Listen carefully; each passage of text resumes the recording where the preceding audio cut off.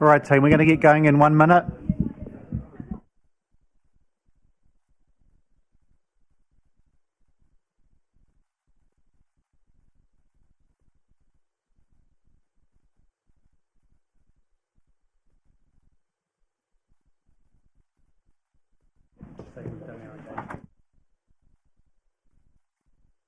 Excellent, and we're live streaming now, so I'm going to kick the meeting off and welcome you all this morning to the Strategy and Operations meeting for Thursday the 3rd of December, the last meeting of the year.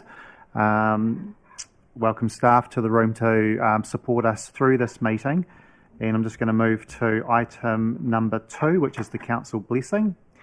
Ia mātou e whiriwhiri ana e ngā take ke mua i a mātou aro e pono ana mātou ka kaha tonu ke te whakapau mahara hu pai mō ngā hapuri e mahi ngā mātou. Me kaha hoki mātou ka toa kia whaihua kia tōtika tā mātou mahi a mā te maia. Te tero whakamua me te heri te taia te arihi e te roto e te kotahitanga me te aroha. Item number 3, apologies. We have apologies from Councillor Elliott and also from Community Board Member Margaret Stevenson. So if someone could move the apologies. Sorry, Margaret Stevenson, right? I think that's what I said. Thank you. So if someone wants to move those. So we've got Councillor Henford and seconded by Councillor Compton. Any further discussion? All those in favour say aye. Aye. Against. Carried.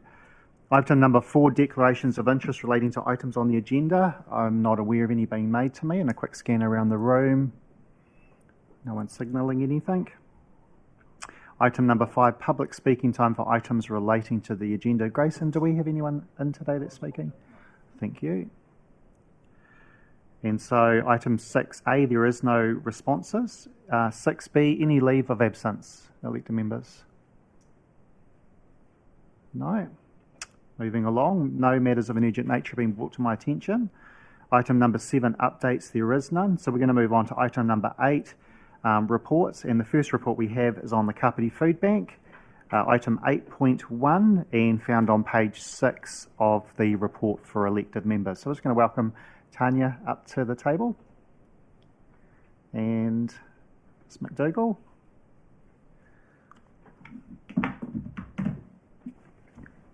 Good morning, Morena. Hand it over to you, and if you can just walk us through this report, and then we'll open up for questions. Morena koutou. So this report seeks approval and endorsement for support for the Kāpiti Community Food Bank. I just run you through a little bit of the history of how we've got to where we've got to. So in May, the Kāpiti Community Food Bank was given notice on their premise in Kapiti Road, which was always on a temporary basis. During that time, we were still recovering and responding to COVID, of which the food bank was instrumental in providing support for communities. Work was undertaken by our team to move forward, and we were able to negotiate a way forward by co-locating with the food bank at Tinihanga Kapiti Community Centre. During that time, a licence to occupy agreement was negotiated on the proviso that the council would keep the rate affordable for the Kapiti Community Food Bank. To achieve an affordable fee, the details are outlined in the report on paragraph 16, which has been predetermined with us and the Kapiti Food Bank to move forward. The other important thing to note is that our relationship with the food bank actually goes beyond the tenancy agreement. We've worked closely with the food bank over the last few months, where we've even geared our community garden to grow vegetables and fruit to support the food bank. We're sharing resources at the Kapiti Community Centre, and we're promoting services and pathways and referral pathways for people that come into the food bank to other community services and social services. This has been quite a new way for us to work with the food bank, but it's been quite beneficial, and you can see the results within the community. I also want to point out that the Kapiti Community Food Bank have 55, are roughly getting 55 new clients per month that are not on their books currently. That's quite a remarkable increase for a service like the food bank. And just moving forward, the work that we've been doing with the food bank is really part of Council's recovery program and plan as well. And this puts into action some of that plan that was adopted by Council in October. I think that's all from me. Thank you, Tanya. And for those elected members that came in a little bit late too, you will see, I should have mentioned at the start of the meeting, a little bit of an explanation around using the microphone. So if you haven't had a chance to read that, just have a quick squiz at that and help you understand the process so we can move through a bit more cleaner through the meeting. So questions from elected members? Councillor Halliday, I know you had a few. Open it up for you, and then if anyone wants to stack up behind that on the screen, that would be helpful. Thank you for the report, Tanya. I guess where to start from my end is when the budget, if you can get some clarity, when the budget was put together in regards to the Connect to Communities team being in the space, the running of the community centre in general, was there factored in an intent to get a rental out of the community centre, taking into consideration the condition of the building at the moment? Kia ora, Councillor Halliday. When the community centre was, I guess, reorientated to become a social and community hub and responding to some of, I guess, our community social recovery response work, we had done some initial analysis around what kind of revenue would come in, given that we still needed to support and be transparent to other groups that were paying rent. So just to make you aware, there are over 200 users of the community centre who are all community groups as well that also pay rent. When I mean rent, it might be room hire. It's a very small amount. But yeah, I guess in the view to be transparent, we had factored those things in. Yeah. And taking that into consideration, the smaller rentals that you get from those groups, which I assume is mainly from the room hires, and some of those would be for community groups, others would be for corporate clients and that sort of scenario. Does that cover the current, say, power, security and cleaning costs that are associated with this space as a whole? We've actually, just to be clear, we've reduced our numbers of corporate and business-like meetings and hire. We've tried to really focus on community. That was part of our way of the shift to a community hub. So your question is actually it doesn't cover all of the costs. Yeah. Not even close, Councillor. Not even close.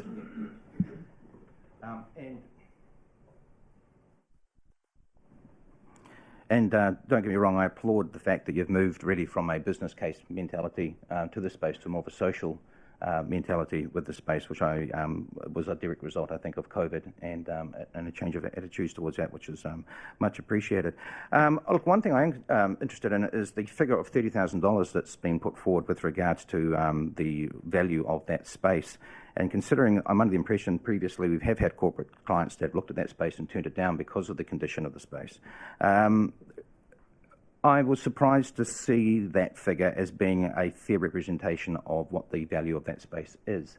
I appreciate that the process we're going through here is to take money down from that to make it affordable. But how was that figure derived? That figure was derived using a standard process for assessing a market rental of a space of that size in the area that it's in. Did we go to market for that, or was that just an internal assessment? Our colleagues from the property team aren't in the room, but I think it was our property specialists that assessed that on the basis of rents of nearby buildings. And that was factoring in the mould aspect of the room and the and just generally that its ability to be rented out in a normal capacity? It was a market assessment. Okay. You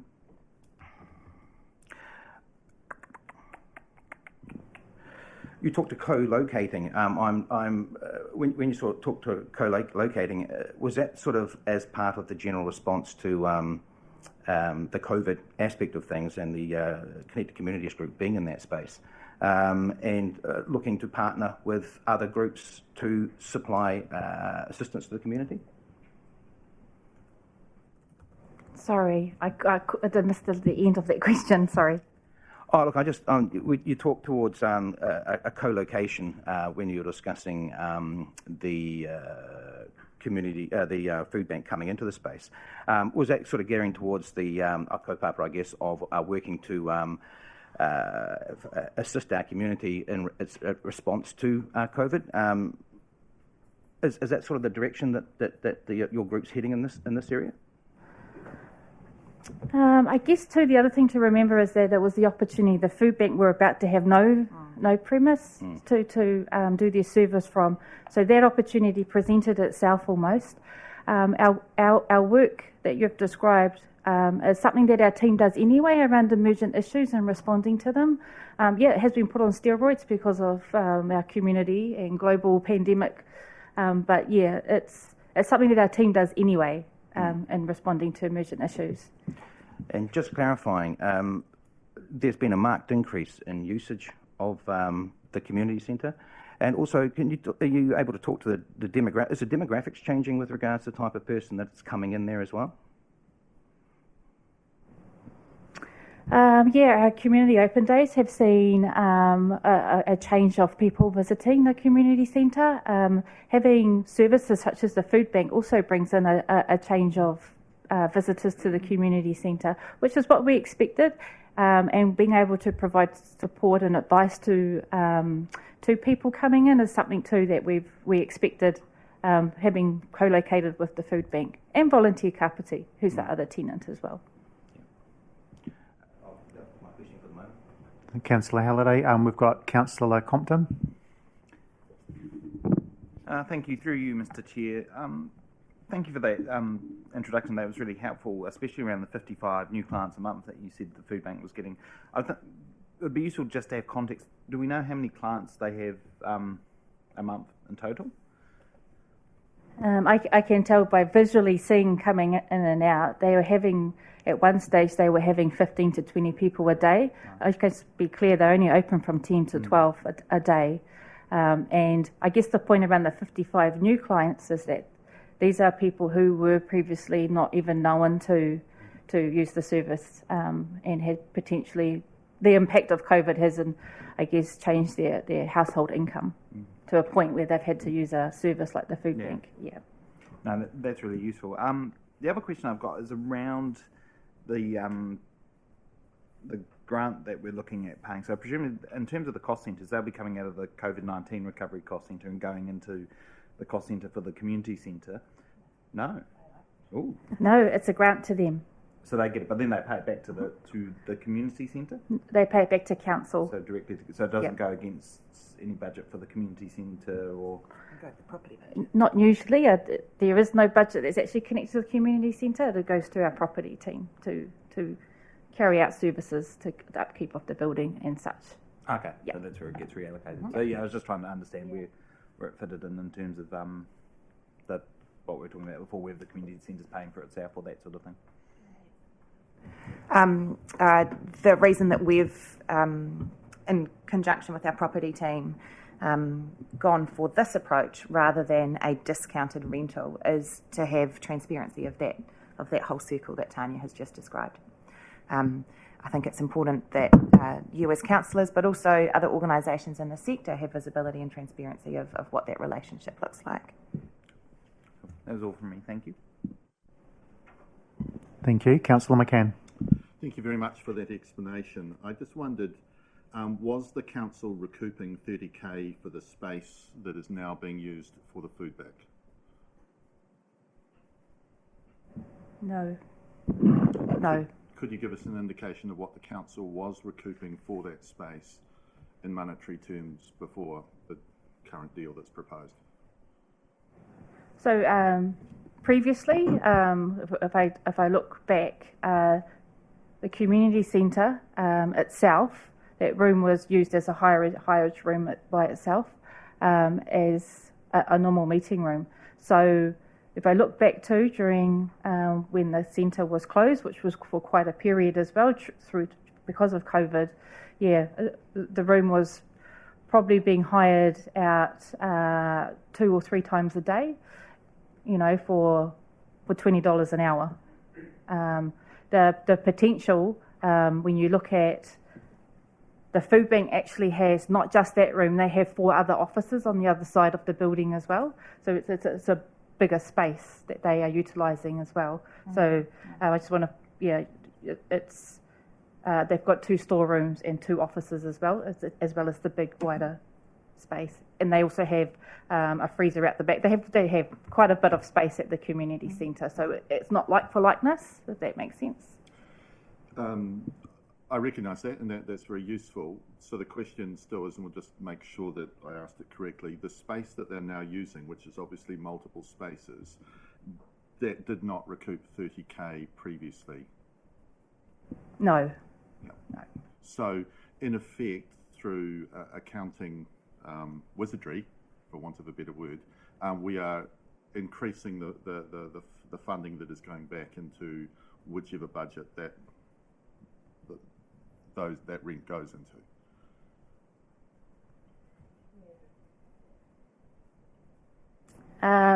We were just saying to Janice that would be offset actually by lower hireage for some of those rooms as well. We had looked at hiring out the office. There's quite a few offices around the back. Maybe there's 6 small offices around the back. We were planning to utilise those as well, but they've gone to the food bank. If I could just add something there, I think we need to be careful to view the centre as a whole and not just to see this arrangement with the food bank in isolation. The move towards, I guess, re-gearing the way the community centre operated back towards that original kaupapa, and moving away from some of the more corporate-focused meetings and hireage that was happening there, that would have happened irrespective of whether we had the food bank in the community centre or not. But that in itself changes the level of income from hireage that we can expect from the centre. So I guess that's just a note of caution that so much has changed about the centre that we need to be a little bit careful if we're trying to compare the current situation to the previous situation, because it's different in many ways. I applaud that moving away from the corporate model towards the community, but I wonder, are we not paying for that move using the council recovery plan? So the council recovery plan highlighted food security as an issue and an area that the recovery should focus on, and it is through that context that we've identified that helping shore up food banks is an important step that we can take. We are aware that that one food bank in particular was in a fairly dire situation in terms of its ongoing viability in terms of a location to operate from.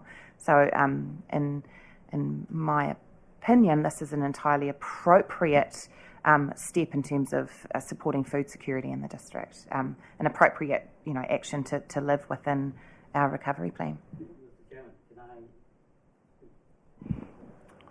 His Worship the Mayor, if you could just wait. I'm happy to pause if I'm allowed to continue, Chair. Can I say, look, I think point of clarification that it will be useful for staff to come back and discuss the whole community centre progress report rather than being caught up in this particular focus of the food bank, which we are trying to get to. But I think there's a wider interest in this how the whole community centre is working, and I think it's time that we had another look at it, given the time. Councillor, just my suggestion. Thank you, Your Worship, and noted. Councillor McCann, did you have a further question? Yes. If we can, and just not saying you're not, but just reminding everyone just to keep it to questions, and we'll move to debate at the end. Thank you. So the next question is, would we be able to get a copy of the updated council recovery plan budget, because I've been told it's been allocated, and while this part's not a question, it remains relevant because I have asked for funds for that to be able to be used within housing and being told it's full. So the question of whether council actually approves this is very relevant as to whether there are any funds left over for other than what I see as accounting purposes. So provision for this grant was made within the recovery plan budget. The portion of the recovery plan budget that was allocated to food security had this grant specifically in mind, and then also a small allocation for support for other food security activities. So this was an intended action. The reason why we bring this paper forward today is there is an actual resolution needed to make the grant. But it was an intended action within the recovery plan, and Natasha may want to speak more to that. I've heard it twice now. It's not for accounting purposes, so it's a very misleading statement. And we're more than happy to show you how accounting works in this sense. To cover the a couple of years ago, it was $150,000 a year that ratepayers had to support for owning and operating a building like that. So one way or another, you've got to pay those costs. If you want to pay them out of rates, you can. It's not an accounting entry. Perhaps if I could add there, I guess the key rationale behind this grant is that we recognised that it is unreasonable to expect a community organisation like the Food Bank to pay a commercial rate for that space. In the interests of transparency, I guess I'll just reinforce what I've already said, in the interests of transparency for all other interested parties, we have proposed that, and this has been, how our conversations with the Food Bank have tracked, that we deal with the market rate issue through a grant so that it is visible to everybody. The Food Bank have been comfortable with that approach the entire way through those conversations, and as far as we are aware, remain very comfortable with that approach. So, final question, and I think everyone in the room agrees, we don't want them to pay market rent. Does anyone else in that building pay market rent?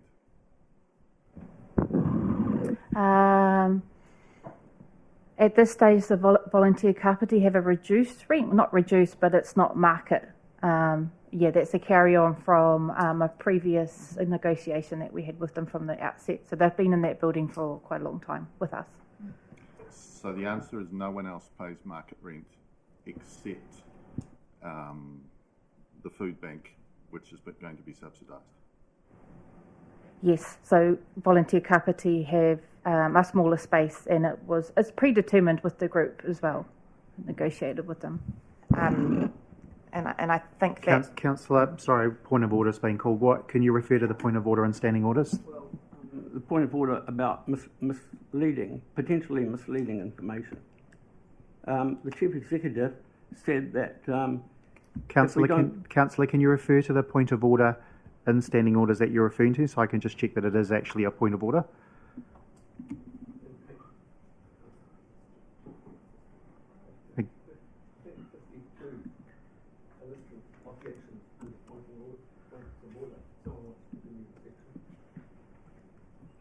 I'll just have a look at I'm just looking it up. I've got standing orders open. Councillor, if you just want to state what your point of order is nice and succinctly while I just check that it's valid. The point of order is a comment made by the Chief Executive that if we don't approve these funds, we come down the rates. I mean, that is, to me...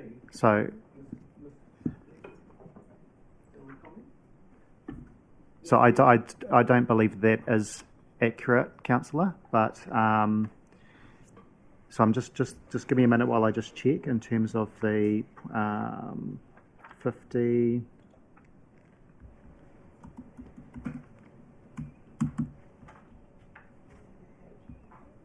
Yeah, I can't see it under. Are you referring to misleading information? Is that what you're saying? You're saying that's misleading information. Yeah. There's no 50. No. In the general sense of the word. My quick search of the standing orders, Councillor, I can't see anything around the reference that you're making around misleading. Have you found it, Councillor Holbrook? If it's anywhere, it would be on page 55. So we've got page 55 is movers of a notion, alterations, notice of motions, lapse, referral of notice of motions. Oh, no, that's wrong.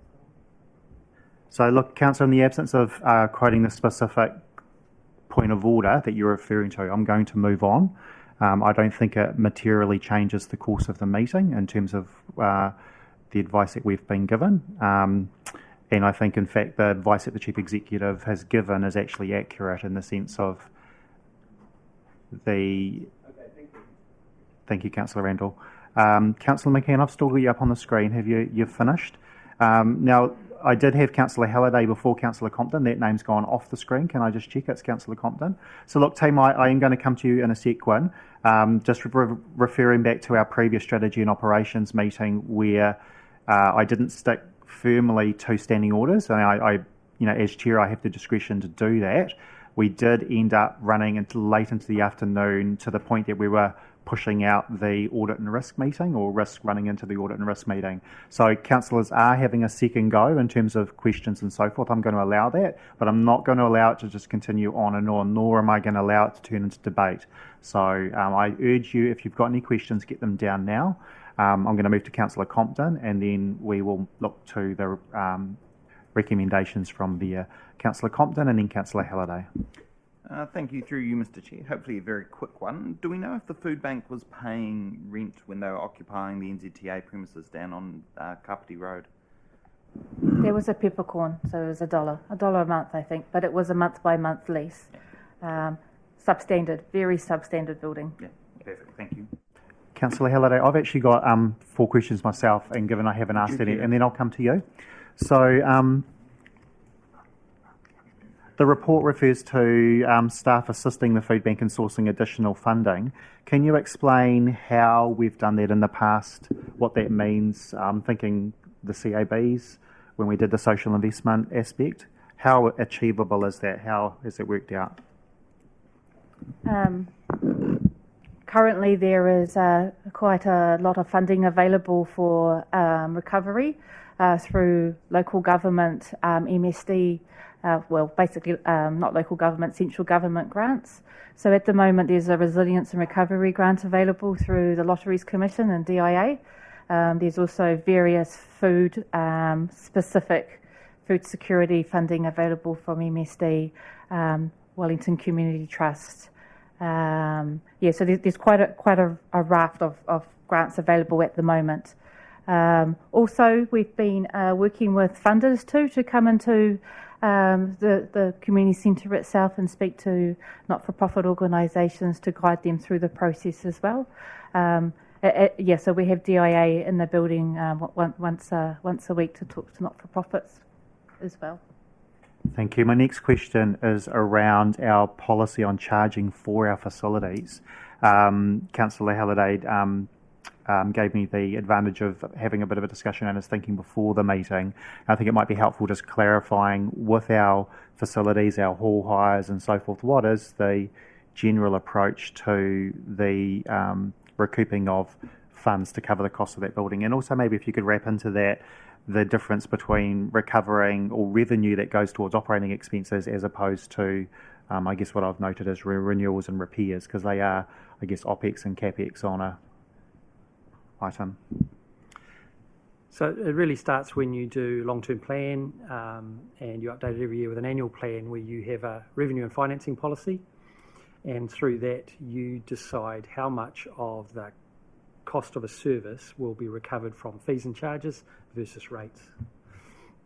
So you do that across the board for all hall hires. You actually have to set the fees every year, and those are the fees that you're able to charge. As I said, they'll be based on your revenue and financing policy, where you've got an underlying approach towards whether it's 0%, 10%, 50%, 100% of the cost to be recovered from fees. Within that, where we have property, as you've heard the group manager say a couple of times now, we have to be transparent about what we're doing. So, First of all, we advise this is the opportunity cost income. This is the market rent that a space can achieve, taking into account its condition, its circumstances, and its location, and the current state of the environment. Anytime you want to discount that, you have to actively make a decision to do so, and that's what you're here to do today. And that comes up quite regularly. Obviously, if it's a fully commercial operation, for example, there's a licensed facility that leases some land off us at full market rental. There's no reason why we would offer a discount on that. Here, what we're saying is the full market rental for that piece of space would be this. Clearly, we're saying, and you wouldn't charge a social tenant that. You have to transparently say, so rates will be paying the difference. In simplified terms, going back to when it was previously run under a trust, probably 30% of the costs of owning and operating that facility were covered from fees and charges, and the rest were being paid by rates. As a matter of policy, we don't have an ambition or an expectation of fully funding the operating and owning costs of that asset, but we're certainly not trying to make it any worse because we don't have any more rates to give towards that facility, unless you decide as part of the LTP to do so. Thank you for that, Wayne. And look, just to be fair to you, Councillor Randall, I've had a look at the standing orders while, and I know that we've moved on. Oh, that's right. I was just going to say I have found it does talk about misrepresentation, but it is misrepresenting a statement made by another member. But I appreciate that you've allowed us to move on from there. So once again, thanks, Wayne, for that response. The last one that I had was, two more. If I heard correctly, the food bank are happy with the proposal that's before us today? Yes, they are. It was from the outset, it was negotiated with them around an affordable rate. Thank you, Tanya. And the last one, is there any funding, and I apologise because I wasn't actually at the meeting that the COVID funding was approved. It may have been referred to in that meeting. Is there any funding allocated out of the COVID fund for the Otaki Food Bank, and is there any other food banks in the district other than Otaki? I can answer that there are several food banks in the district. Not all of them are available or within their constitution and trust able to receive funding from local government and government organisations as part of their kaupapa of how they run. So St Vincent's is one of those organisations. There are at least 3 or 4. There's actually about 7 or 8 food banks. Some of them are run through faith-based services, others are not. Some require funding, some do not. We've kept in contact with all of them, and to our knowledge, none of them are requiring further support from council. We talk with Lucy from Otaki Food Bank monthly, who has said that they're quite good at the moment. Thank you, Tanya. So I think I did have another Councillor Halliday. That was right. You were next up. Thank you. Firstly, Mr. Maxwell, you talk about the counting purposes. Can you just clarify the money for the grant application is coming from our council, and the funds that those funds are being paid to are also going to our council. Is that correct? Sorry, I don't follow you. So we will pay a grant to the food bank. They will pay rent to us. Yes, if that's what you were meaning. Yeah, that's right. So the money's coming from us and the money's coming back to us. Just want to clarify that. I could also clarify the previous tenants that have been in that space. We talked about a peppercorn rent. Were they also on a peppercorn rent for an extended period of time? Sorry, so the previous tenants? Yeah, the disability group. And there previously you also had the community trust that was in the building in general. So we did not receive rent from the Disability Information Equipment Centre. That rent went to the trust. So the trust had a peppercorn lease agreement with council, and they subleased up to the amount of maybe 60 to 70k per annum from services. Sorry, I'll just correct Sorry. that. There was no peppercorn rent to us, but the rent was lower than market that the trust paid to us. They then sub-tenanted parts of that building at market, And in fact, the reason those groups left is because they could no longer afford to pay market rent to the trust. I was reading through some reports last night, specifically SP 17133, I think it was public excluded, for a report from March 2007. Well, then you shouldn't talk about it. Can I just, Councillor. can I, That's why I didn't want to name a figure. But, Councillor, just before, I'm not allowing you to continue. I just want to clarify before you do. The report that you referred to was publicly excluded. Has it been released, or is it still publicly excluded? Okay, so could we just have advice so that Councillor Halliday doesn't unwillingly compromise himself, how we proceed? Do we need to clarify whether the document can be discussed? Well, I guess without knowing what it is, we can't really comment on it. You could adjourn the meeting if you liked while we went off and had a look, but it's the sort of thing that will be helpful to talk to staff in earlier days. You know, you've had the agenda since Friday. If you wanted to refer to some stuff and you weren't sure about that, you should talk to staff earlier. You're just putting everyone in a spot now. So, Councillor... Mr. Chairman, can I just... I've advised Councillor Martin to raise any issues in the report that he thinks is necessary earlier to start. Thank you, Your Worship. Councillor Halliday, I'm trying to work with you here. Is what you want to raise within the report absolutely material to this meeting, or is it a minor point, not a major point? Because if it's a major point, then I'm happy to adjourn the meeting for 10 minutes and then restart the meeting. But I don't want to compromise the process or yourself by discussing a publicly excluded item. I do think it bears relevance, and I do apologise, but I only came across this information last night when I was researching back into through previous reports, and I think I did mention it to you this morning when I discussed with you as well. But I didn't mention that it was in a publicly excluded report. That's why I made a point of mentioning it now. Yeah, I appreciate that. Figure. All right, so look, we're going to adjourn for 5 minutes, hopefully 5 minutes, 10 minutes at the most. And if Councillor Halliday can talk to staff in relation to the matter, we'll restart the meeting with some advice from staff before, and then see where we go from there. So we're going to be 20 past 10 that we'll restart the meeting.